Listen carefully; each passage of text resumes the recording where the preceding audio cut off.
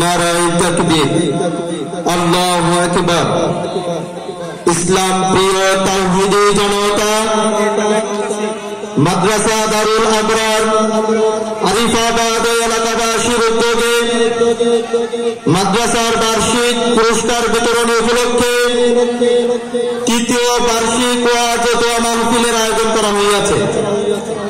তৃতীয় বার্ষিক ওয়াজ ও দোয়া মাহফিলের আয়োজন করা হইয়াছে।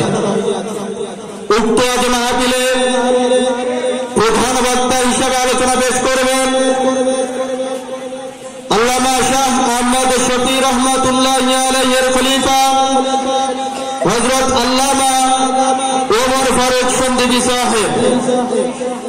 হযরত আল্লামা ওমর ফারুক সন্দিবি সাহেব শাইখুল হাদিস ফয়জুল উলুম মাদ্রাসা জুরাইন ঢাকা ও ভাইস চেয়ারম্যান উলামা মাশায়েখ পরিষদ বাংলাদেশ।